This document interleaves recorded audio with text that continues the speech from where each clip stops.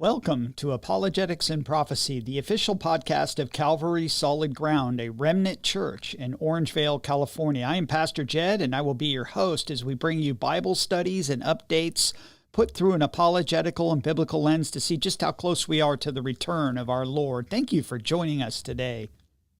Maranatha, everyone. So glad that you could join us for this Friday edition of Apologetics and Prophecy, where we're going to get into a prophecy update in just a minute. But I just want to remind you, if those of you that are listening or tuning in that might have missed our conference that we had back in June on the 28th, all of those teachings are available on our website and our app. That's really the best place to go because they are in their own folder, and all the lessons are individually loaded up there for your use and for sharing. And some of them have been the audio was adjusted on the Q&A so that you can hear some of the things that were cut off on the YouTube channel. But please go back and listen to some of these messages. I will tell you that Pastor Josh Schwartz gave one of the best messages I've ever heard on the future, God's future plan for Israel. And if you want to have a biblical lesson to teach you how you could share with others why we believe that God still has a plan for Israel, that is a great message to go back and share it with others. And so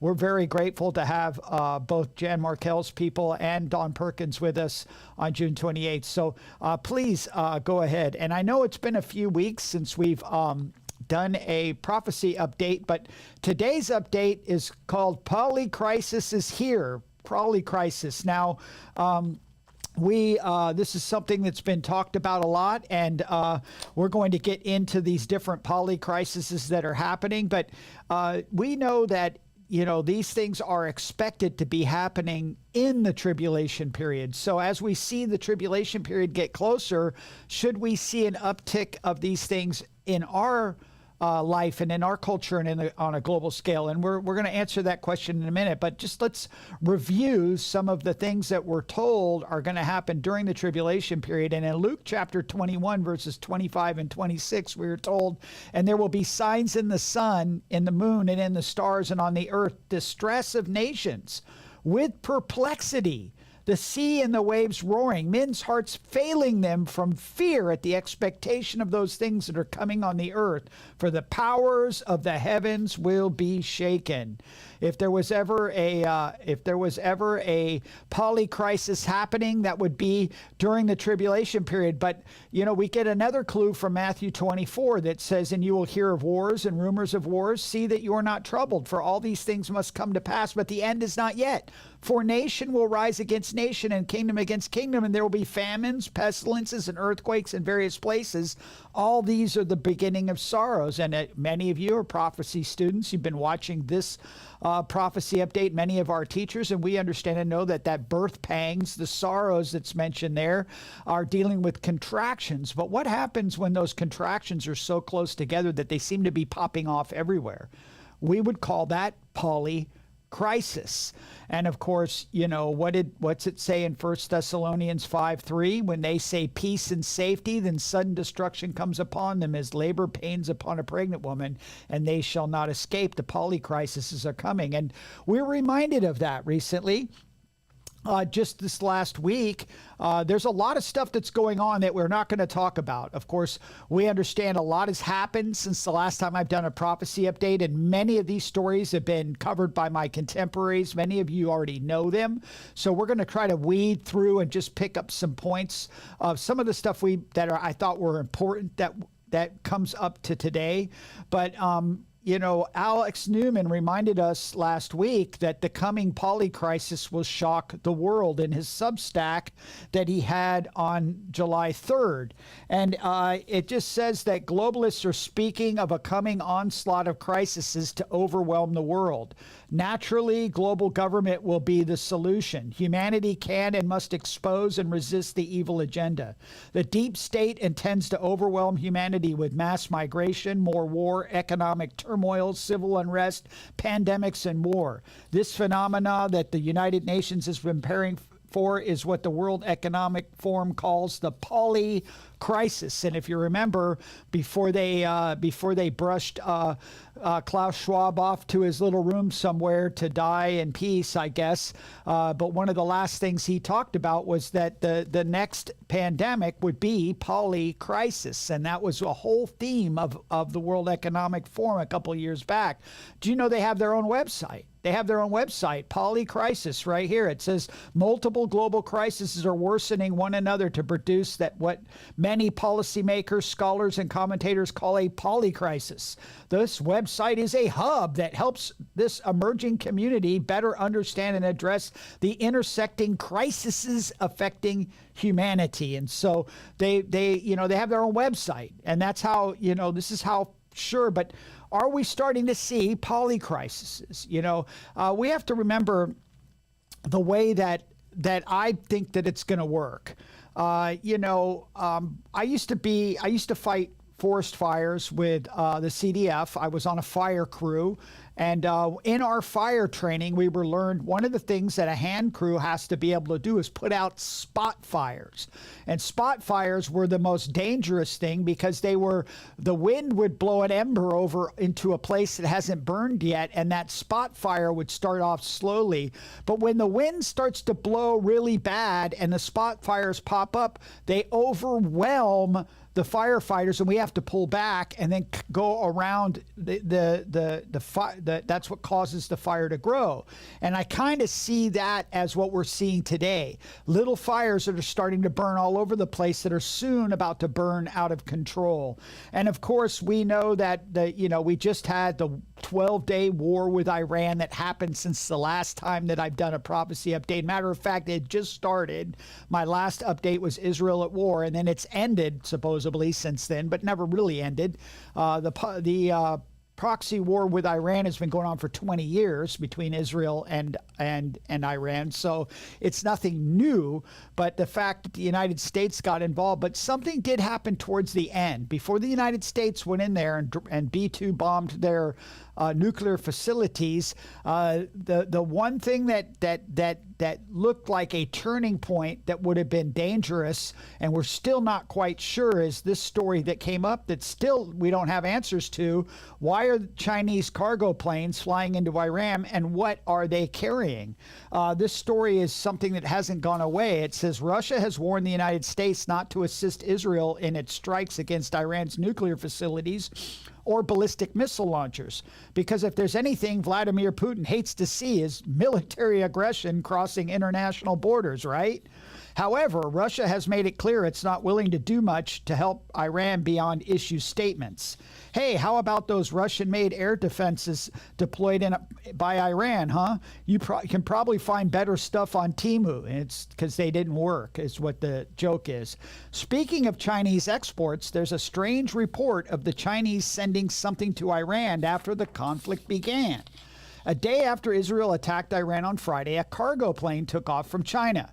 The next day, a second plane departed from a coastal city. Then on Monday, yet another departed, this time from Shanghai. 3 flights in 3 days. Data showed that on each flight, the plane flew westward along northern China, crossing into Kazakhstan, then south to Uzbekistan, and then Turkmenistan, and then falling off the radar as it neared Iran. To add to the mystery, flight plans indicated a final destination of Luxembourg, but the aircraft appeared to have never flown near European skies. Aviation experts have noted that the type of plane used, Boeing 747 freighters, are commonly used for transporting military equipment and weapons and hired to fly government contract orders. So we don't know what China, but it's very interesting. They still don't know what happened to their uranium. So I think was uranium loaded on these planes and then materials dropped off? Because something that happened very interesting, we know what kind of missiles that Iran was using to attack Israel. But late in the game, right after all of this, it seemed like the day before the enforced ceasefire, we saw this, which is a newer weapon that was not used earlier by Iran.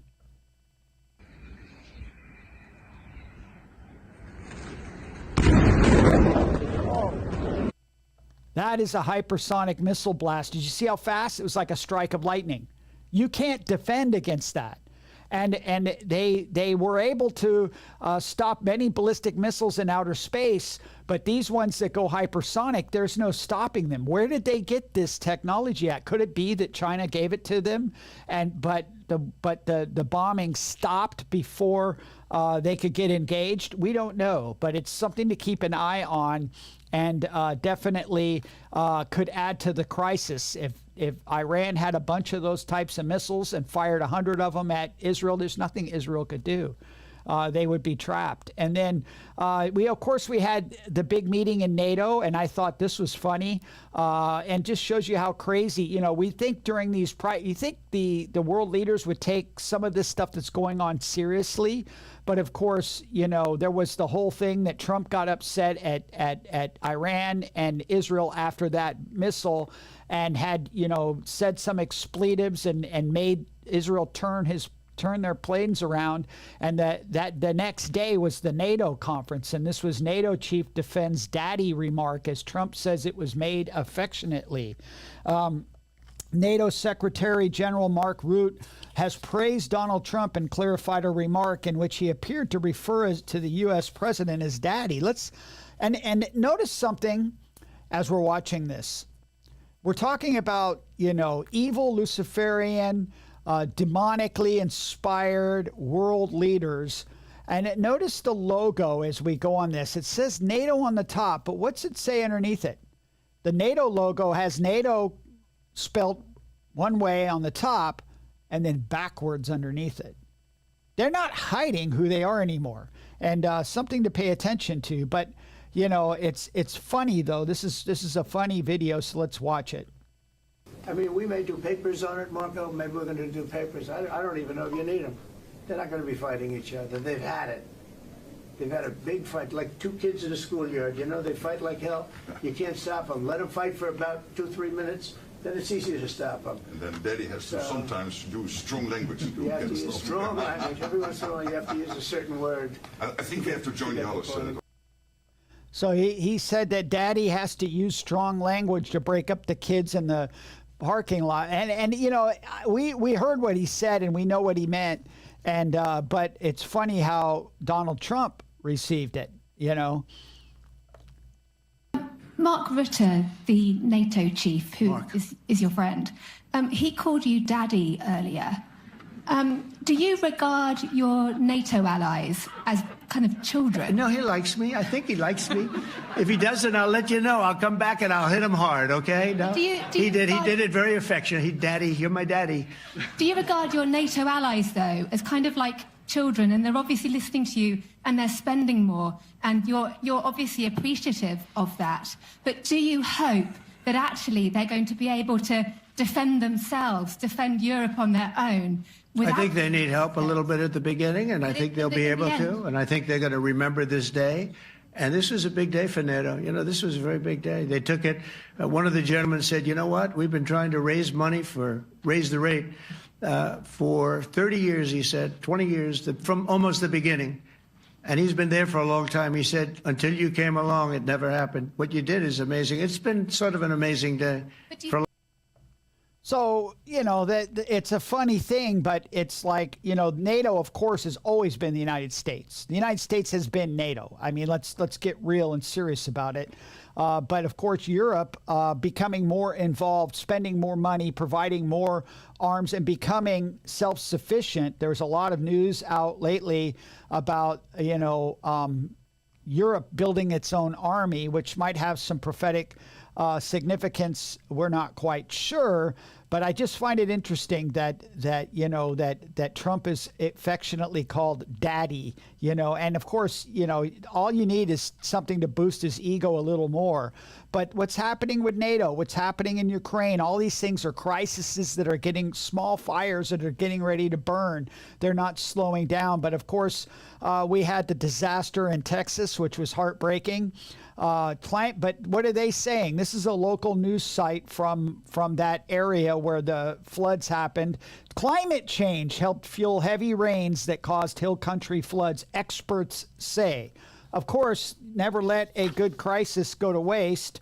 And it says this warming ocean temperatures and warmer air mean there's more water vapor in the atmosphere to fuel extreme downpours like those that struck Texas during the July 4th weekend.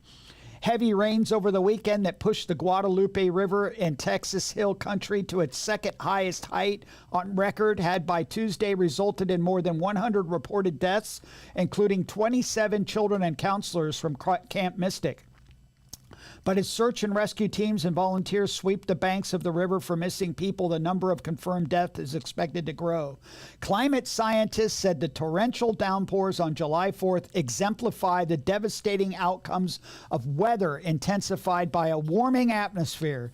These disasters, they said, will become more frequent as people around the world continue to burn fossil fuels and heat the planet. This is not a one-off anymore, said Claudia Benitez Nelson, a climate scientist at the University of South Carolina. Extreme rainfall events are increasing across the U.S. as temperatures rise. But is that true? We've been watching, most of us know, it used to be that weather modification and chemtrails were a thing of conspiracy nuts only Alex Jones even touched. But is that the truth? Are we seeing these things happening and this being the fruit, and they're just using climate change as an excuse? Another crisis, Polycrisis that's created to go into the convergence of all of them to put us into fear and to scream for government control. This is an old news story that was shared recently that we have the link for, and that's a list of 100 U.S. patents related to weather modification, starting in 1891 all the way up till the present time. There's 100 different patents. There are more, but these are 100 listed that we know of. And of course, what about what about recently? We have this Facebook post that somebody posted on, this was part of the Trump agenda, the Making America Great 2025 agenda. And this person says, I hope Lee Zeldin, upcoming administrator of EPI, will halt all ongoing geoengineering activities, including weather modification, cloud seeding, and solar radiation management over our airspace. Almost daily, our skies are covered with chemicals through stratospheric aerosol injection, which aims to dim solar radiation. This process involves spraying substances like aluminum, barium, strontium salts, and various nanoparticles, including graphene oxide. The stated goal of SAI is to deflect solar rays to mitigate climate change, but this theory remains largely untested and potentially harmful. Evidence suggests that deflecting solar radiation may actually contribute to heating the upper troposphere rather than cooling it. The fallout from these operations poses severe risks to our environment and public health. Numerous studies have linked aluminum exposure to mental health issues and cognitive decline, with diseases such as Alzheimer's and breast cancer documented as a consequence of such exposure. And of course, what happened? Right after this, just yesterday, Lee Zeldin posted this. He is the EPA director. He has been confirmed. And this is what he posted on X. It says Americans have questions about geoengineering and contrails. They expect honesty and transparency from government when seeking answers. For years, people who asked questions in good faith were dismissed, even vilified by the media and their own government. This ends today. So is the truth of these things coming to pass? Excuse me. But something I was reminded of, something that's been happening in our area for many years that I had forgotten about, which, again, they say they're not spraying stuff in their skies. Well, I'm sorry. We have mosquito vector control locally that is called Fight the Bite in our area, where they're spraying poisonous chemicals. And there's a whole list of these poisonous chemicals that they spray into our air to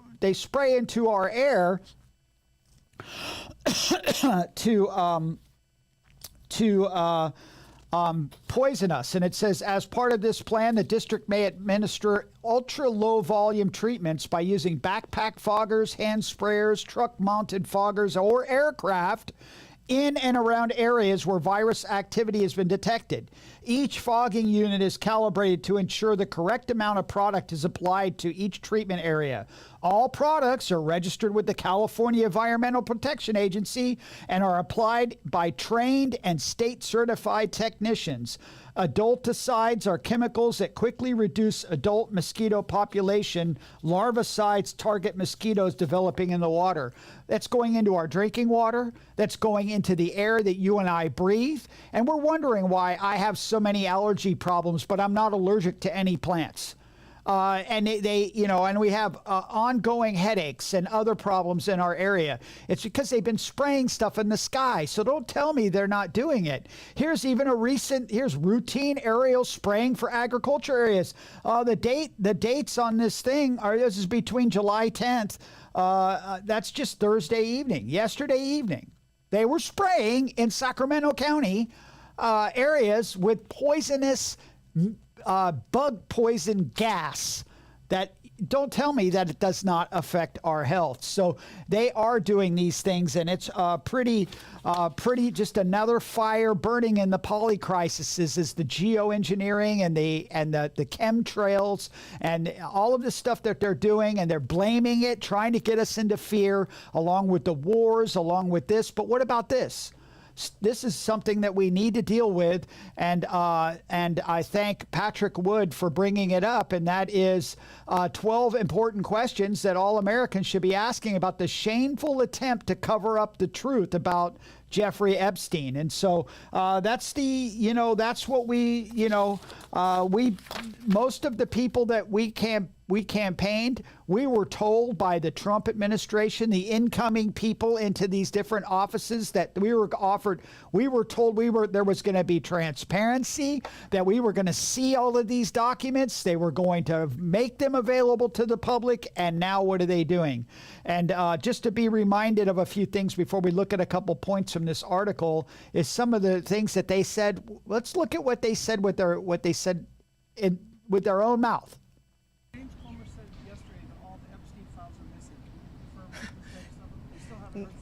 No, the FBI, the FBI, they're reviewing, there are tens of thousands of videos of Epstein with children or child porn. And there are hundreds of victims. And no one victim will ever get released. It's just the volume, and that's what they're going through right now. The FBI is diligently going through that. I haven't seen that statement, but I'll call him later and find out. Well, so you heard her say tens of thousands of videos with Epstein and children. And, we know from all of the stuff that we've seen, outside sources, books, and all these investigators and journalism that's been studying Epstein for years, that he had flight logs and people involved. We've seen his ugly island with the weird temple and sex stuff going on there. So to just say that and to come out and campaign on it and then say what just happened. This memo came out at the beginning of the week, and it was on late Sunday. It was dropped, and it was questionable to say the least. But saying that they're not going to pursue or put into the public these things because there was no viable evidence, and so when, of course, all of us, it's the most talked about thing online. When it's brought up and asked, this is what Trump had to say about it. Sure. Your memo and release yesterday on Jeffrey Epstein, it left some lingering mysteries. One of the biggest ones is whether he ever worked for a American or foreign intelligence agency. The former labor secretary, who was Miami U.S. Attorney Alex Costa, he allegedly said that he did work for an intelligence agency. So could you resolve whether or not he did? And also, could you say why there was a minute missing from the jailhouse tape on the NATO staff? Yeah, sure. Could I just interrupt for 1 second? Are you still talking about Jeffrey Epstein? This guy's been talked about for years. You're asking, we have Texas, we have this, we have all of the things. And are people still talking about this guy, this creep? That is unbelievable. Do you want to waste the time, and do you feel like answering? I don't mind answering. I mean, I can't believe you're asking a question on Epstein at a time like this, where we're having some of the greatest success and also tragedy with what happened in Texas. It just seems like a desecration, but you go ahead. Wait a minute, President Trump. You do know that everybody has been asking about this. This has not gone away. That is a deflection. He is trying to deflect. But, but let's listen to her answer to how she answers those two questions of, one, did he ever work for the government? And two, where's that missing minute? Sure. First, to back up on that, in February, I did an interview on Fox, and it's been getting a lot of attention because I said, I was asked a question about the client list, and my response was, it's sitting on my desk to be reviewed, meaning the file along with the JFK, MLK files as well. That's what I meant by that.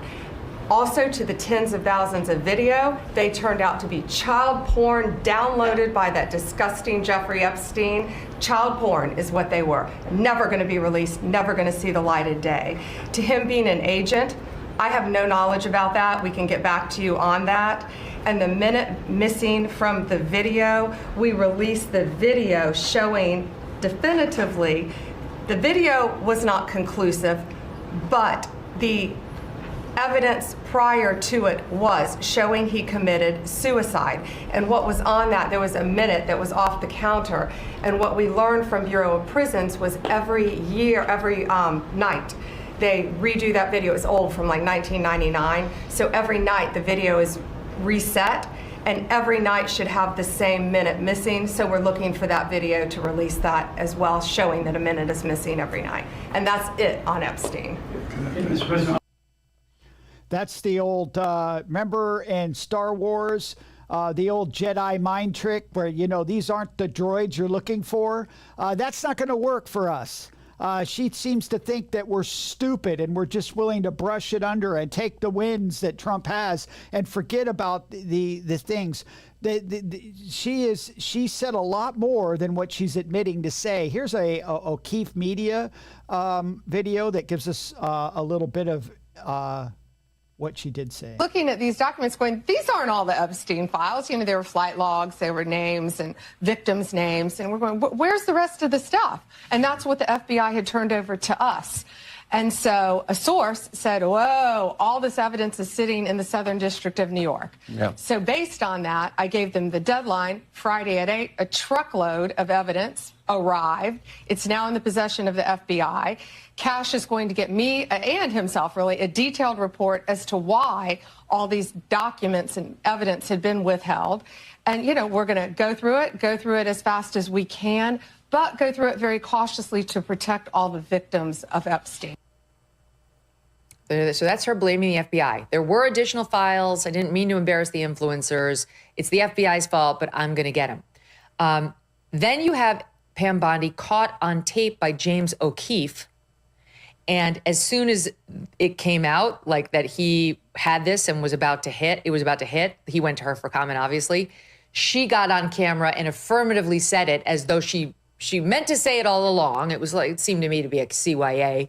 Like, I said nothing special to James OKeefe. I'll say it right now on camera. And I happen to know that this caused a lot of consternation inside some of these national security socials where they didn't know what she was doing. Here is 10. There are tens of thousands of videos of Epstein with children or child porn. And there are hundreds of victims. And no one victim will ever get released. It's just the volume, and that's what they're going through right now. The FBI is diligently going through that. Okay. So that piece of it is somewhat consistent with what they said in this statement, which is there's a lot of child sexual assault material online, but she left it open, like hundreds of victims of Epstein's or of others that Epstein has. Like, this is the kind of thing you need to be really specific about. And we were left with yet another question mark. and many more question marks to go. And some of the questions, there was 12, but a couple that we need to, we just saw, and one of them was, why were Jeffrey Epstein and Ghislaine Maxwell arrested and charged with operating an enormous sex trafficking ring that supposedly involved thousands of clients, if no such clients ever existed? If there's no list, and which we've seen redacted lists, this is joke. 2, why did U.S. Attorney General Pam Bondi tell Fox News in February that Epstein's client list was sitting on my desk right now to review if no such client list ever existed? And she did say it. She said lists and flight logs and a whole truckload of evidence. Let's see that evidence. Now we're going to have to go through years of Freedom of Information Act, judges, just to be able to see at least a redacted version of the things that they're telling us that don't exist. It is a cover-up that stinks to high hell. And then number 4 was when Bondi claimed that Epstein flight logs would make you sick in March. What did she mean by that? And of course, we remember that we've seen this sort of blow off, nothing to see here. These aren't the drones you're looking for. When Trump first became president, there was a big thing going on in the news, and this is the answer they gave us. And before I turn to questions, I do have news directly from the President of the United States that was just shared with me in the Oval Office. From President Trump directly, an update on the New Jersey drones. After research and study, the drones that were flying over New Jersey in large numbers were authorized to be flown by the FAA for research and various other reasons. Many of these drones were also hobbyists, recreational, and private individuals that enjoy flying drones. In time, it got worse due to curiosity. This was not the enemy. That is a lie. We know that's a cover-up because the FAA said they didn't know anything about it, that they weren't their drones. And so they come out and they specifically lie to you because they don't want you to know the truth. And of course, this meme of Maxwell herself says it all. If there are no clients, why am I in jail? That's the whole point. That's what she was convicted of for 20 years, for operating a ring with clients. The clients are guilty. They participated in sex with minor women. They need to go to jail. You can't just blow it off. These are sick individuals that have high power, big names in government and in world leaders, and they need to go to jail. They need to be convicted. And so, again, it's just one of those things that tells you how corrupt our government is. We voted for the things that we got, but we always get duped. And here's a really fast dupe that we got. Everybody thought that RFK Jr. was going to come in and save the day. What about this story? Robert F. Kennedy Jr. agrees AI should fast-track drug approvals amid vaccine claims. Oh, boy. I don't want AI having anything to do with my health. It says RFK Jr. believes FDA will allow AI to approve drugs very quickly, just like Operation Warp Speed, right? Robert F. Kennedy Jr. caused a commotion when he recently appeared on Tucker Carlson's podcast. His views varied from incendiary vaccine assertions to ambitious proposals for the adoptions of artificial intelligence by the U.S. healthcare sector, inspiring worries among political and medical communities. Based on the interview, he believes AI will help the FDA approve drugs much faster. Remember, Stargate was going to be the AI that will solve cancer through all these weird genetically modified drugs. Well, what did we have yesterday? This is the news that came out. Moderna gets full U.S. approval for COVID shot in at-risk children 6 months and older.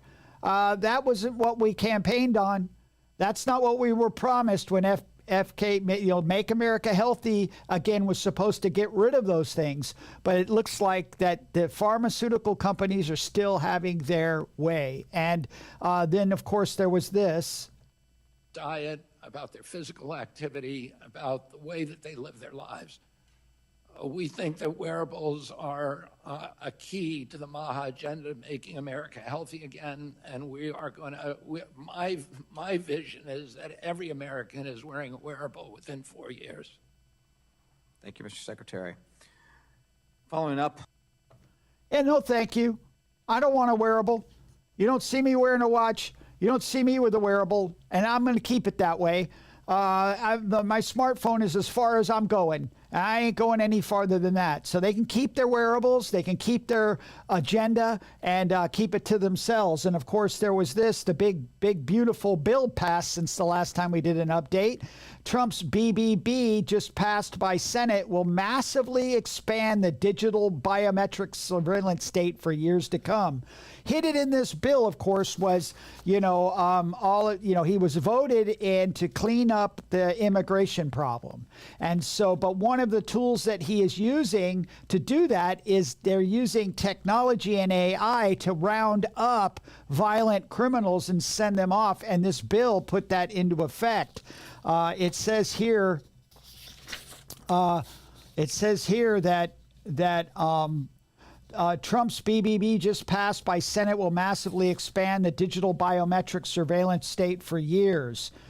Bill allocates billions for digital tracking systems nationwide, mostly under the guise of border security. All major state and federal highways will be monitored 24/7 in real time.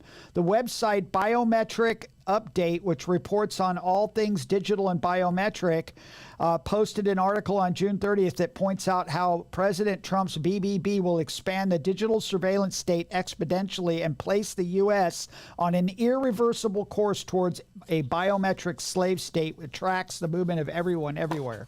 And who did they enlist for this? But none other than this. Army recruits officers from Meta, OpenAI, and Palantir to serve in new detachment. This new detachment.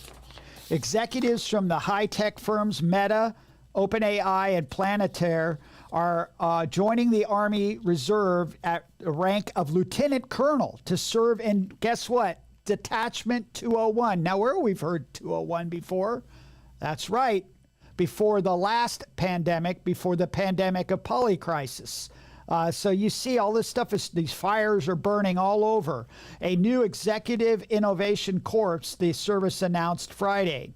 On Friday, the service is set to swear in Meta's Chief Technology Officer, Andrew Bosworth, OpenAI's Chief Product Officer, Kevin Weil, Palantir's CTO, Shalem Shankar, and Bob McGrew as an advisor at Thinking Machines Lab, who was previously OpenAI's Chief Research Officer. Palantir is a major provider of software tools for the DoD, including the Maven Smart System, and is also developing hardware such as the Army's AI-enabled Titan vehicle. These are all the softwares that's being used by the ICE officers to track and to find all of these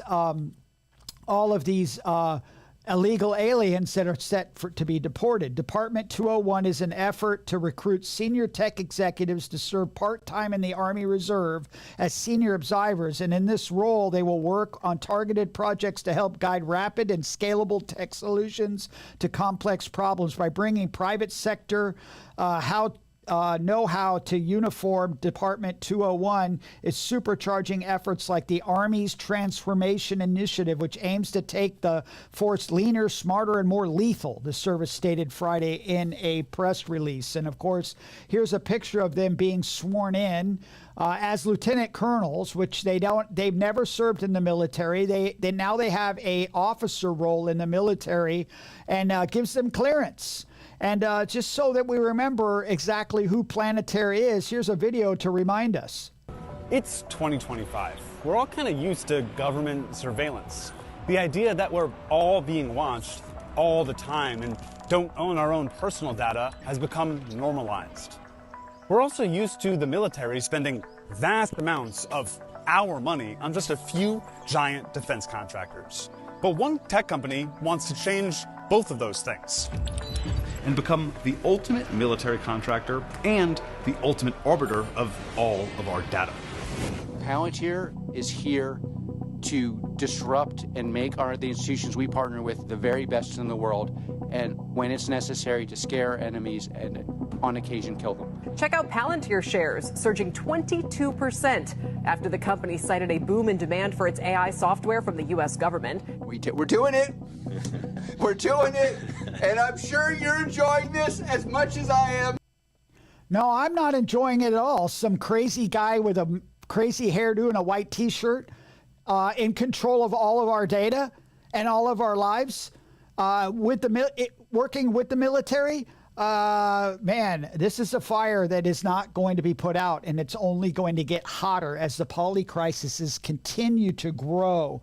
What about this next story?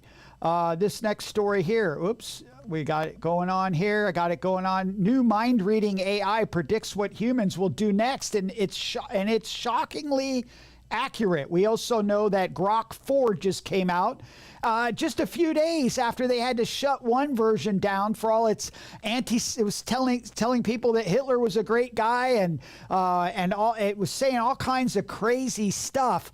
Now they're reducing Grok 4, which is like it's more human than human, is what Elon Musk says. And then what about this one?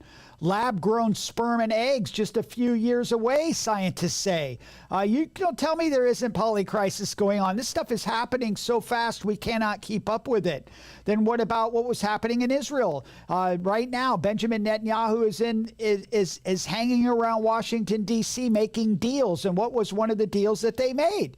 Was this one. U.S. and Israel pledged to work together to unleash AI innovation with new memorandum of understanding. And here they are signing all their AI, and of course, who's all there. And this is not going away, you guys. This is not going away.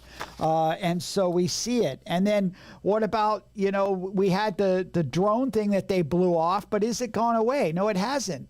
Just recently, this article on July 7th in Fox News, over 60 UFO sightings report whizzing around state in first half of 2025, National Tracking Group says. This article says that NUFORC documents 66 unexplained aerial phenomenon sightings across the state in the first half of 2025.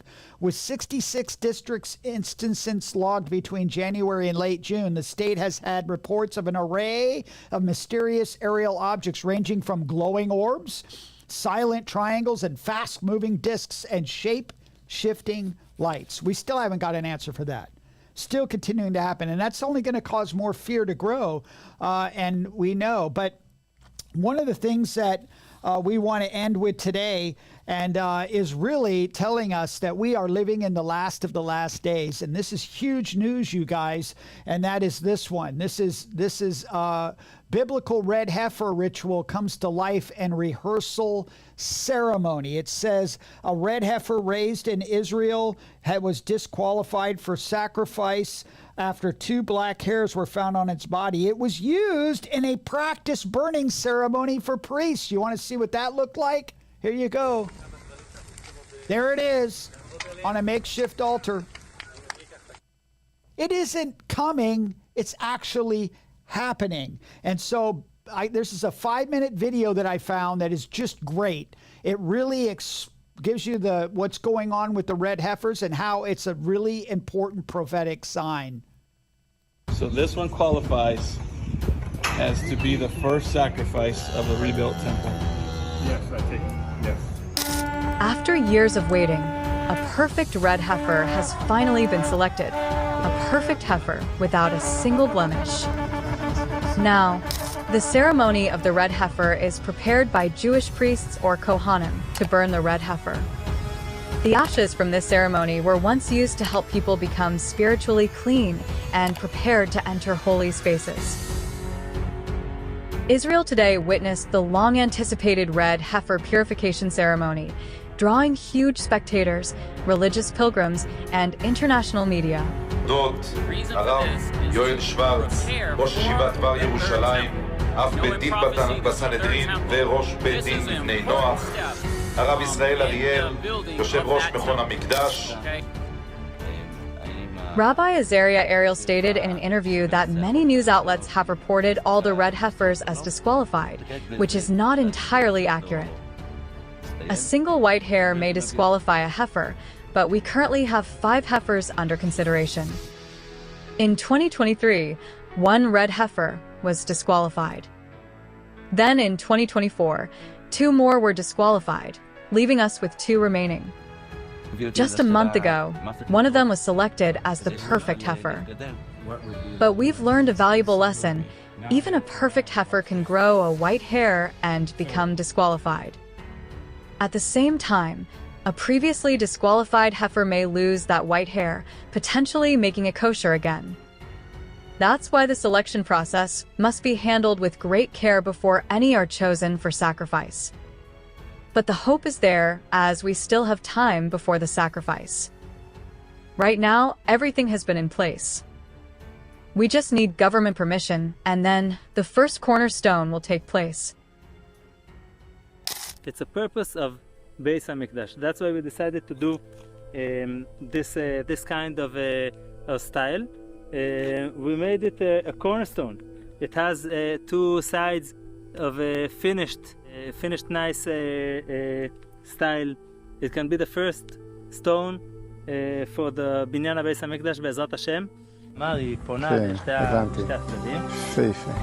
This man is not building the cornerstone alone. Former Knesset member Moshe Feiglin was filmed with the man near the town of Eli carving stones intended for the future Third Temple. With a hammer and chisel, Feiglin said a sincere prayer. He asked that just like the stones are shaped to honor God, people too would be shaped to live together in unity and stay faithful so that we can rebuild the Third Temple. Moshe Feiglin is very committed in building the Third Temple. He wants to restore Jewish sovereignty over the Temple Mount and rebuilding the temple as a central pillar of Jewish identity. In one video, he was saying that if he were the Prime Minister of Israel, he would build the Third Temple right away. From his statement, we can learn that the government has a vital role in rebuilding the temple. Am Yisrael Chai. With political tension rising and pressure from religious groups growing, Prime Minister Netanyahu starts feeling pushed to strengthen Israel's national identity.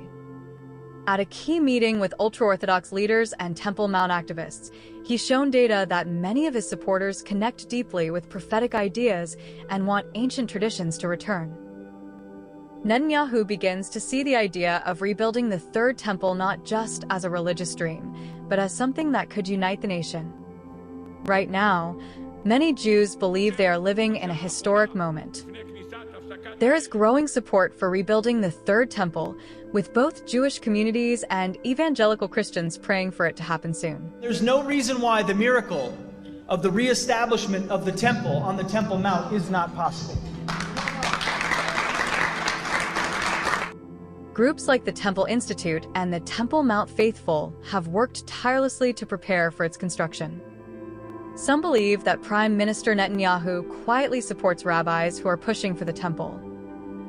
That Netanyahu has actually privately been funding some of the push through the rabbis around this conversation of building a third temple. And with Donald Trump back in office, many feel the path to the Third Temple is wide open, as he has promised strong support for Israel. President Trump is advancing a prophetic process that will usher in, when the time comes, the rebuilding of the Third Temple.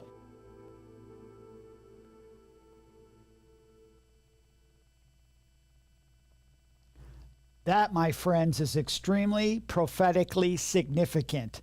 And you have to understand, the whole Abraham Accords and everything that's being talked about with Saudi Arabia, which was happening before October 7th, is still on the table. And that is who has control of the Temple Mount. And if it was given over to Saudi Arabia, would they allow them to at least lay the cornerstone that you saw them building? Because they are preparing. Israel's at a place right now where they feel like they have nothing to lose. They don't really care what the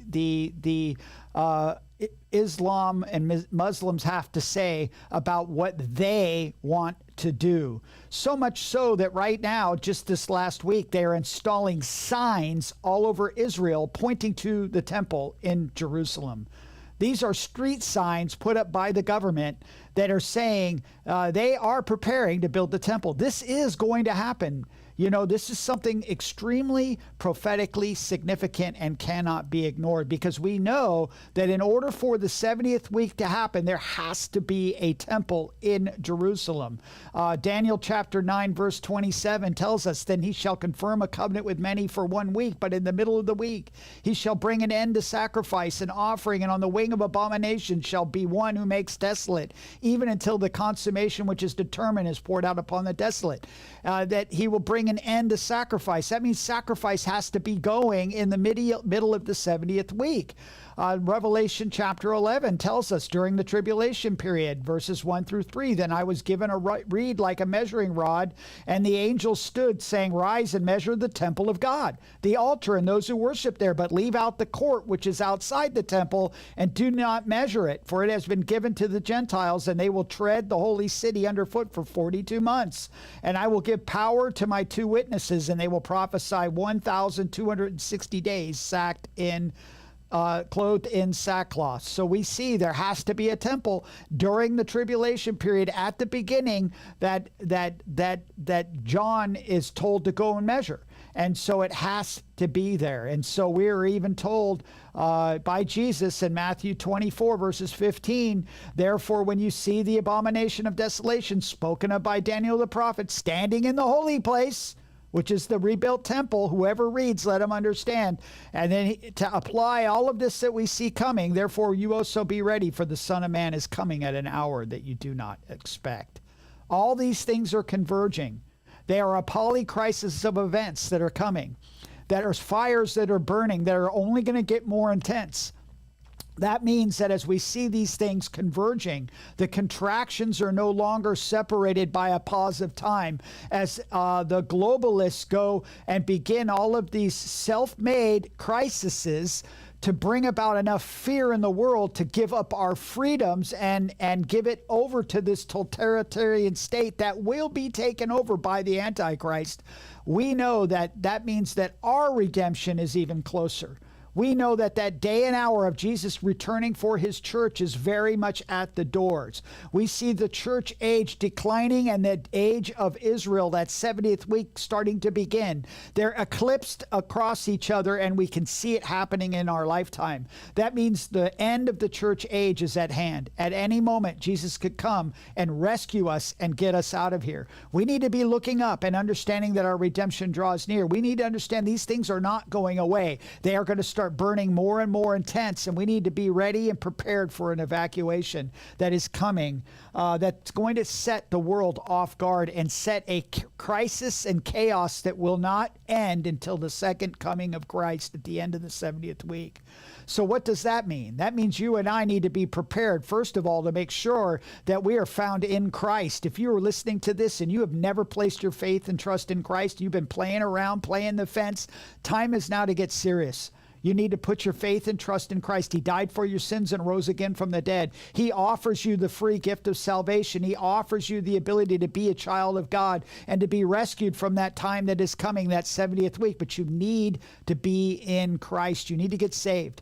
Don't put it off any longer. And for the rest of us, maybe we've been playing around with these, thinking that we have another day. You have to understand there needs to be an urgency. You need to understand that Jesus is at the doors. He's coming again. What is it that you need to do for the Lord? What is it that you need to have happen in your life to make yourself usable for God in these last moments, in these last hours and final seconds of human history? Make yourself available for the Lord to be used. Look for opportunities to share the gospel, because you don't want anyone to be left behind for what's coming. And so we need to understand these are polycrises. They're here, and I don't think they're going away. I think they're only going to grow more intense as we go farther in to that day that's coming. We know it's coming. We can see it coming. It is plain as day. I can't even keep up with the stories. There were so many that I left out that are just flooding my inbox that it's just insane. So continue to look up and know that your redemption draws near. We're going to try to keep you as informed as possible. So keep tuning in, keep watching these updates, and continue to share them with others. We thank you for tuning in today. God bless you, and Maranatha. If you have been blessed by this podcast, please subscribe and share to help get the word out in these last days. If you'd like more information or to contact us, please go to calvarysolidground.com. God bless you, and see you next time on Apologetics and Prophecy.